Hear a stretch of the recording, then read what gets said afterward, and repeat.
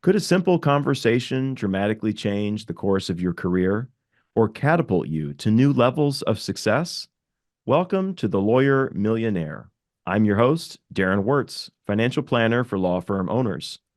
Today, we're stepping into the realms of redefining your business strategy and shaping up your network with our special guest, Deb Feder. She's the CEO of Feder Development, LLC, a seasoned coach, strategist, author, and sought after speaker. Deb brings to the table not just years of professional experience, but a refreshing perspective on how to navigate and flourish in a professional world. Deb, welcome to the show. Thanks so much for having me. Yes, thanks for joining me today. Why don't you start by telling our audience a little bit about who you are and what you do? So that's a big question, but we'll narrow it in here. I am currently and have been for over a decade a business development and practice growth strategist, primarily for lawyers, but really for all people who are in the professional services field. So typically partners and those trying to bring in books of business or grow their books or nurturing their teams or firms, and really getting into how do we build great personal relationships with our clients and our referral partners, our colleagues, that changes the trajectory of our days, our books of business, and really like how much we love what we get to do. Before that, I practiced for 15 years, primarily with a transactional corporate practice, both in big law firms and in-house. Okay, very cool. I love this topic because, I've seen this work in my own life and my own business, how it's just the randomness of who you meet and who you interact with. And, the trajectory, as you said, can change so dramatically just in these conversations that we have with people.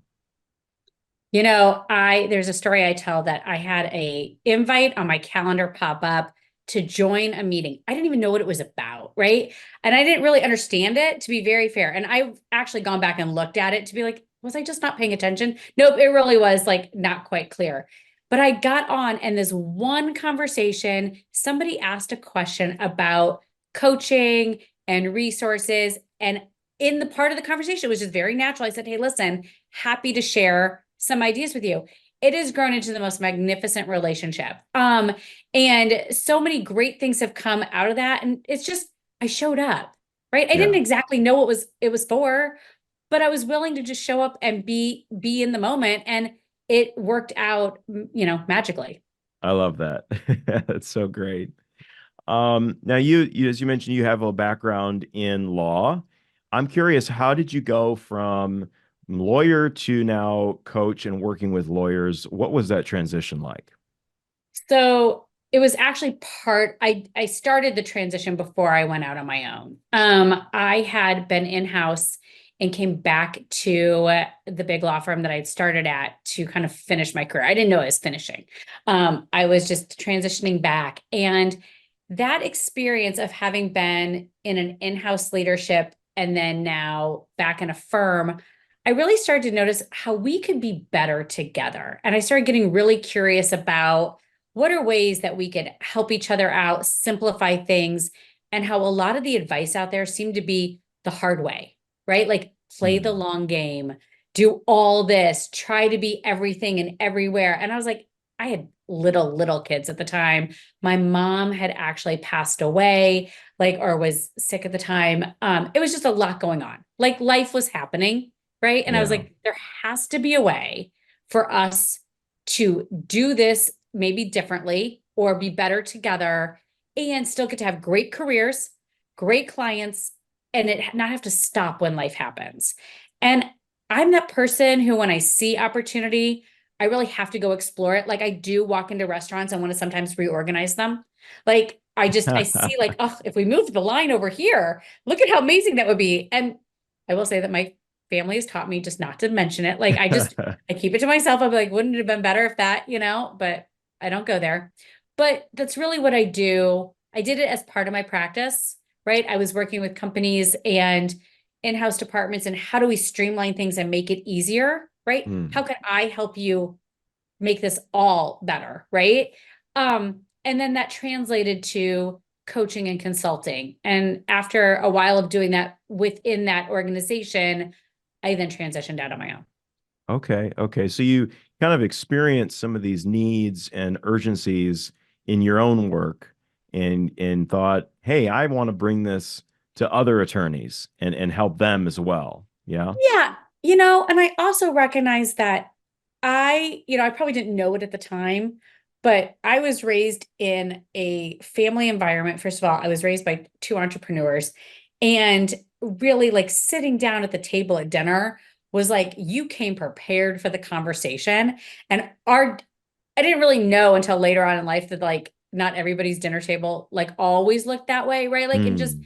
all the conversations that were happening around helping each other out, and clients would show up at dinner of my parents, and it was just very natural to have client conversations as a Mm. part of my life, and I loved that piece of it, and I love bringing that to other people, right? Like just like you getting to have podcasts and getting to talk to all these different people, it's that conversation, that connection that for me makes it so amazing.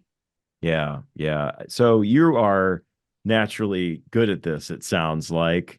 Some of us are not. When I'm more introverted, I think. And when I first started my business and had to get out there and network and talk with people, it was very intimidating. How do you help people kind of get over that fear and put themselves out there? So I'm a believer that there is a way, like everybody has their own approach. Like this is not one size fits all. Like it's not like extroverts do this, introverts. No, like we find what works for you. So different people I have my own approach when I walk into a networking event, which I don't always love, right? Um, but there's also like we all kind of have our own kind of way to go about it. So part of it is finding you and your style, like and matching that to the conversation. Hmm. But then truthfully, I love to make it almost a game, right? Okay. So if you walk into a networking event, often it's get out there and meet as many people as possible. Hmm. And I'd rather say to you, hey, listen, what happens if the goal today is go find three people that you're super excited to talk to next week, right? Yeah. You'll keep mingling, you'll keep noticing. And in your head, you're like, this, you get kind of out of the nervousness of like walking into the room and start to kind of be in the conversation, right? So I also believe like, in practicing, I'm not a big elevator pitch person. I think we can just get rid of that. Nobody wants to like hear a canned speech, right? Um, but I do think that like practicing gives like a little Mhm. bit of like takes the edge off a bit. Okay. Okay. So we can like, again, you have to sort of practice the conversation a little bit or like think of some questions that you really want to know about so that you have something to kind of anchor your experience, Okay. So right? yeah, yeah. You said get rid of the elevator speech. What do we replace it with? Really? So I'd replace it with just ditch it, Ditch it. but Okay. just ditch it. Literally. So I once had a client come to me and she said, I've been told to always have my pitch in my pocket. And I was like, and she goes, and it doesn't seem to be working. And I said, well, why don't we Mm. put the pitch down and let's try something different, right? And I would rather you think of an introduction as just the conversation starter, right? So when you and I got on before you even hit record, right? Hmm. We exchanged a few like, hey, how's it going? Like we started like just building rapport and talking to each other, right? Yeah, And yeah. over time, like I want to ask like the next question that just allows the conversation to naturally unfold. When we hurry it and we try to like grasp it, like, let me tell you everything I do, like Ah, you sort of like lose it, right? It like becomes flat. People head to the bar. They're like, I hope maybe you'll be remembered, maybe it won't. I'd rather just take a deep breath and step into the discussion. so letting it be more natural instead of, forcing it along. A Yeah. 1000%, Okay. right? Yeah. That makes a Can you lot of see how like sense. that's worked for you? Yeah, definitely. I think, when you force it, then all of a sudden it gets awkward. Okay, so have you ever walked into a networking event? And this is what I ask all the time. Has Hmm. anybody ever walked in there and heard, shh, we will now Mm. hear the elevator speeches? Uh, No. You walk in and there's a group standing there. They're talking about like the pizza that they had the other night, and somebody else is talking about, like, well, have you been to this place? And you're going to join the conversation. And yes, it might be about pizza or about a project. And you do want to get what you do and introduce yourself to others. But if you just walk in and say, hey, this is who I am and this is what I do, it like creates this awkward bubble, yeah. right? Yeah. So we want you to like join, take a deep breath, share your ideas of pizza, and then turn to somebody and say, hi, it's nice to meet you, by the way. I'm Darren, and then go from there. Yeah, that really takes the pressure off. And I think that's easier to do.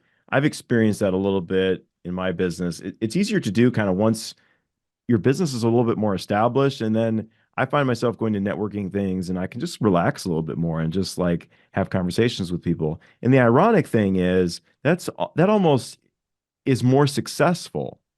Would you say that's true? Oh, I thought you mean just relaxing into the moment and like being there? 1,000%, right? Um, Yeah. and look at, we've all had our awkward moments in networking, right? Like I come with a laundry list of awkward moments following me. Um, the point is just to learn how to be you and where you find your stride, right? If you love talking about the law and geeking out on what you love to do, like let's find a way for that to be your natural conversation. And Yeah. that's okay, right? Yeah, But there is a absolutely. lot of value in that small talk. For sure. Small talk can be, yeah, it can be very challenging. How do you prepare for an event? Are there questions that you kind of get ready? Are there like key questions that are some of your favorites? So I will tell you two things I really do believe in is one, not to over prepare. Hmm. So if you over prepare, you kind of lose the chance for the conversation because punchline, you already know the answers, right? So that's weird. Like, okay, can't do that. I actually work with most of my clients on finding three key questions for them, right? And no one's are the same, but it's a matter of finding out if you have one or two questions even that are kind of your go-to and you're almost using it like a mini research project. Again, it gets you out of your head, gives a purpose to the networking or to, and this can be for a one-on-one conversation. It can be a lunch, a coffee, a phone call. But it gets you out of your head, and then you can start to understand where there's some common threads, Hmm. right? And oh, if I understand the common threads, I can then use that in business development. I can use it in my thought leadership pieces. I can use it to expand the conversation. I can use it to help that person out. So I like to have like one or two questions at least, if not three, that like you walk in and kind of know that that's where you want to take the conversation as the opportunities appropriate. Yeah, yeah. Maybe just kind of some general ideas of where you might go. Is there a time when you want to try and make that transition into business? What if it's not happening? What if no one's asking me what I do?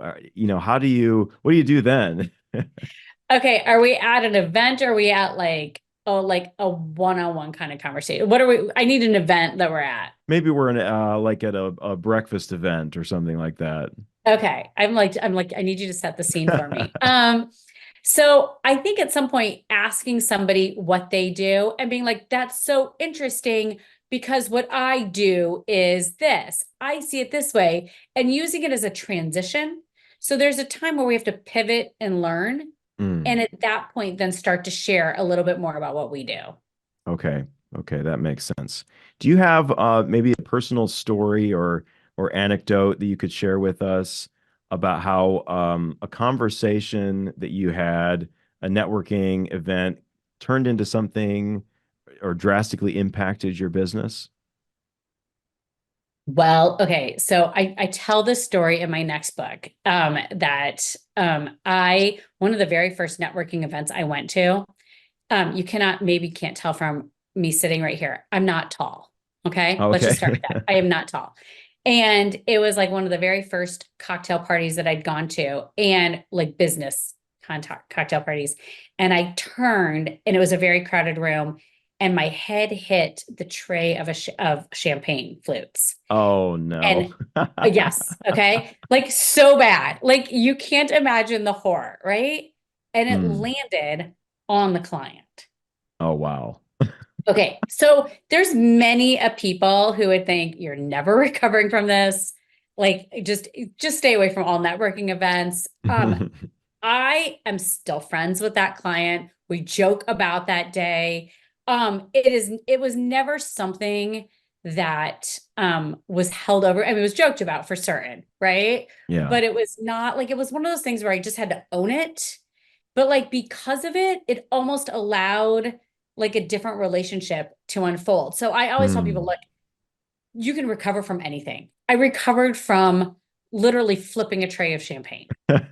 So like there's nothing that's gonna like really stand in your way of being able to get back in the game. But Yeah. I mean, just like I, told you that story before, like you show up for these conversations and just saying to somebody, what's going on? Like, what is it that you would love to change next year? Right. Hmm. And just having that like one, question, it allows so much to unfold and things to happen that you just can't anticipate until you just take a deep breath and join the conversation. Yeah. Yeah, absolutely. Um, that's a great story. I think that you probably, well, for one, you were very memorable, I'm sure. And Um, such not the way I was. I mean, I think I came like geared with an elevator pitch and like I was, probably trying to be like super proper. And I just turned and oh that was wow. it. Right, right. But I mean, that allowed people to see the humanness of you. And that is what, really people want that connection. When you can share, um, hey, I can make mistakes, that really helps people open up, I think. You know what? Humans want to work with other humans. It doesn't mean Hmm. we don't want to work with people who aren't excellent at what they do and don't really care about their work. But at the end of the day, we're all human, Yeah. right? And life happens for all of us. And having the grace to go in and just, start with like, are you okay? Right? And being there and just being willing to like not charge in and be all work and all business or understanding the energy from the other side, I think has a lot to do with it, right? I Mm. think we connect on an energy level before we do our expertise. Yeah. Yeah, that's good. That's certainly true, I think. Are there some other, we've talked about some of the mistakes people make. Um, are there some other like big faux pas that should be avoided in networking and conversations? I mean, there's probably a laundry list, right? But I will tell you the biggest one that I see is failing to follow up or follow through afterwards. Okay. So you get this stack of cards, or you tell somebody, oh, I've got this article, you have to read it. And then you never send it. Hmm. Right. So taking a minute and like afterwards making a list. It doesn't have to be, you don't need a fancy system. We don't need all the bells and, IT whistles out there. You just need a list. And like just remembering, okay, who did I meet? Who would I love to follow up with? Now, can we get you back in a conversation with somebody from 6 months ago? Sure, totally. Yeah. But it's a lot easier if you just send the email the next week. Right, right, definitely. What do you do if no one has their business cards? They're like, "Oh, I didn't bring them." What then? Okay, so I'm all about LinkedIn. I will tell you, somebody recently shared with me how to take your LinkedIn profile and turn it into a QR code and put it as Mm. your screensaver on your phone for a networking event. Oh, smart. That's as tech savvy as I get. Like, I'll be honest, and each time I do it, I have to like really think about how I'm doing it right, but it does work. Um, but you can find most people, right? Like you can either look it up, ask somebody for the email, right? Ask somebody for their name. Hey, you remember that person that was in our group? What was their name again? I can't remember, but I do want to send them, a quick note about something we were talking about. Yeah. Everybody forgets names, Hmm. right? It gets lost in the shuffle. It's okay. Admitting it and just moving on. Again, back to like you're human. Right, right. That makes sense. Yeah. Speaking of business cards, we're in a new world these days. A lot of things are virtual. You and I are doing this on Zoom. How has networking and conversations, how have those things changed in a more virtual world?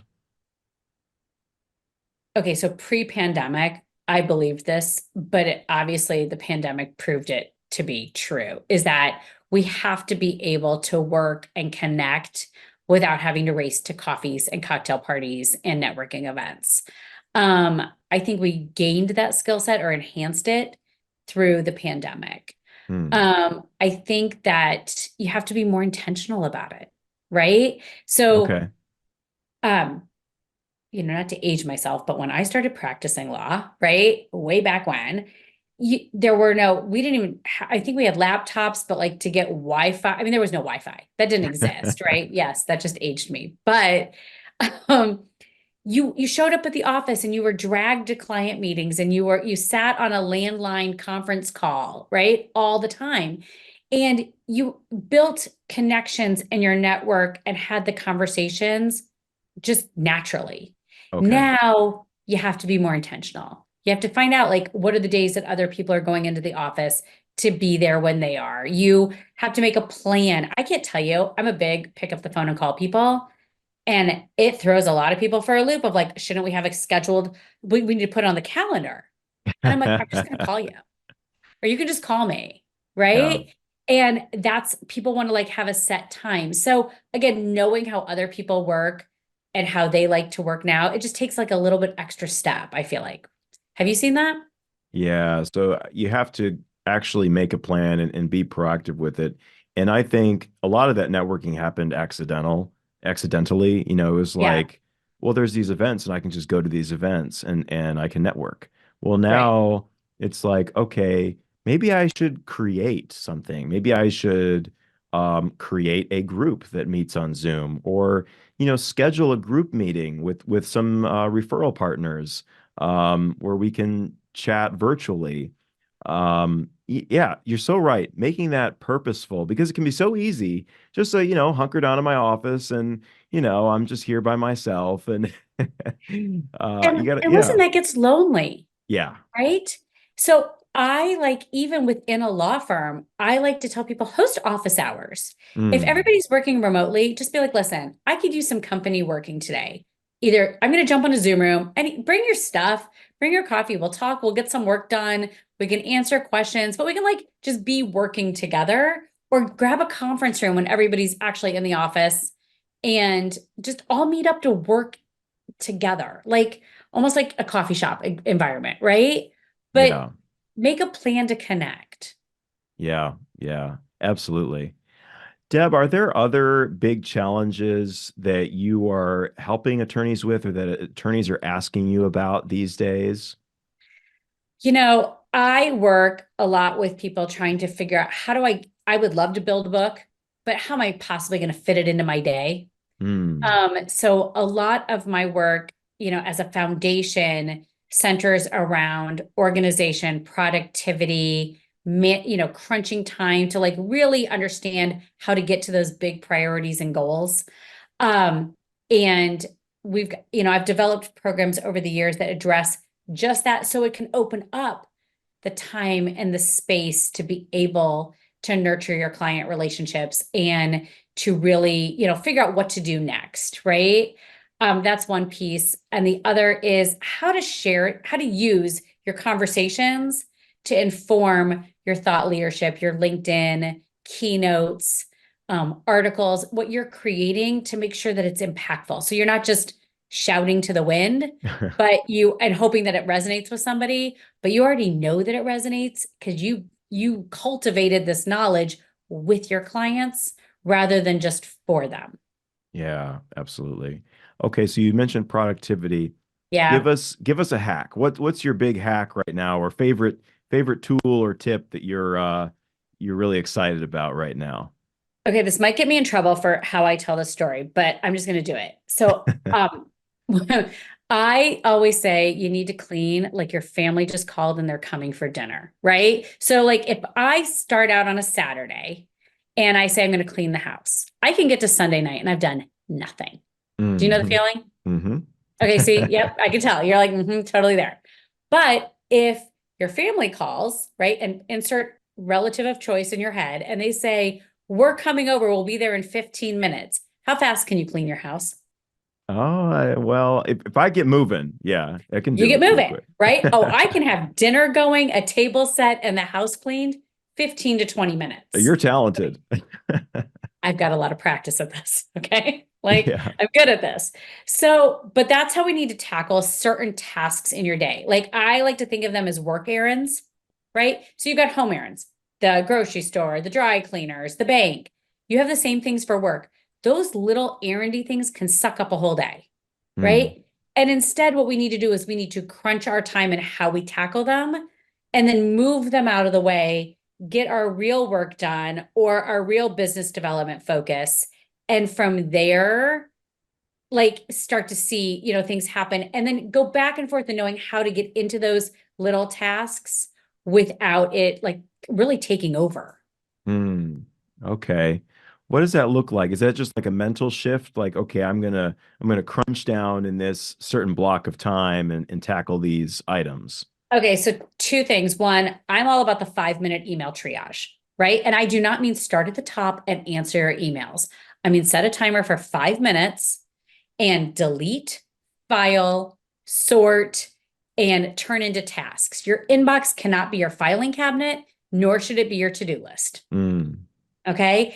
And crunching those 5 minutes and just every so often during the day, grabbing 5 minutes. And I really do want you to set a timer to do it because otherwise you will stay there all day and just Yeah. keep cleaning out inbox, because one coming in and one goes out, like Oh yeah. it's nonstop. I'm not I've into been that. there. We all have, right? So that's one tool. Another one is really thinking about how you're going to start your day the day before, right? If you wake up and you decide, like, okay, what am I going to do today? You can shop around for a project and like think through all the things you should do for quite a while. Hmm. If you have a plan before the day starts, you're far more likely to get something done before you have to triage for other people. Yeah. Great advice. Thank you so much for those Right. tips, Deb. Thanks. So we're quickly coming to the end of our time here. It has just flown by. You've given us a lot of great things to think about. I want to ask you one more important question, and that Okay. is, what is your millionaire mission? And what I mean by that is, what's the big goal or driving force behind what you are doing? It's such a great question. I truly believe that we get to have amazing careers, work with incredible clients, and have the life that you want to live. I Mm, believe that it's all possible. And I believe that at the crux of it are conversations.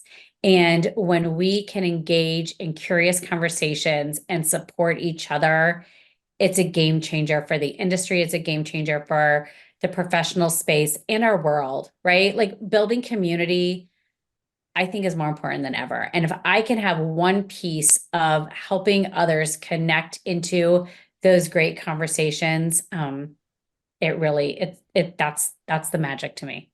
I love it. Great stuff.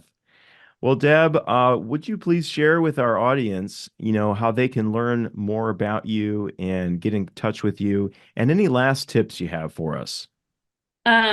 So first of all, I'm at debfeder.com. Come find me. I'm on LinkedIn. Love to post there and love to connect with new people. So would love you to come find me.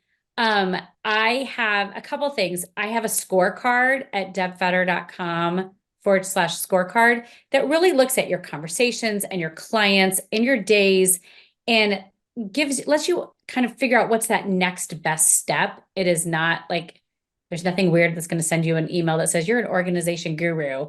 I actually look at every single one and talk to each person about what are the opportunities next. So that is something I'd love to share. And my best next other tool that I would suggest is um, I put out a calendar every month that tells 2 tasks a day of what to do. And so I'd like to share 2 tasks that you can do. They're each Okay. 5 minutes, right? So I've already given you one. Go do a 5-minute email triage. Just clear the clutter, see where the opportunities are in there and just that first 5 minutes. And then the second 5 minutes is shut off everything, paper and pen, and don't stop writing about what you want to achieve next. And just allow yourself to dump it on paper and start to see, afterwards, like notice the themes, notice the words, notice the conversations you'd like that need to happen to get there. And from there, we can figure out a plan. I love it. Good stuff. Thanks so much for joining us, Deb. Thank you so much, Darren. It was great. It sure was. And thank you, the listener, for joining us today on this insightful episode of the Lawyer Millionaire Podcast. We certainly appreciate Deb Feder for opening our minds to new ways to build networks and turn simple conversations into abundant opportunities. Remember, we're here committed to guiding you further on your journey to financial success. If you'd like to learn more, please visit thelawyermillionaire.com or check out my book, The Lawyer Millionaire, available on Amazon. And be sure to subscribe and leave us a review. I'm your host, Darren Wirtz, and I'll see you next time.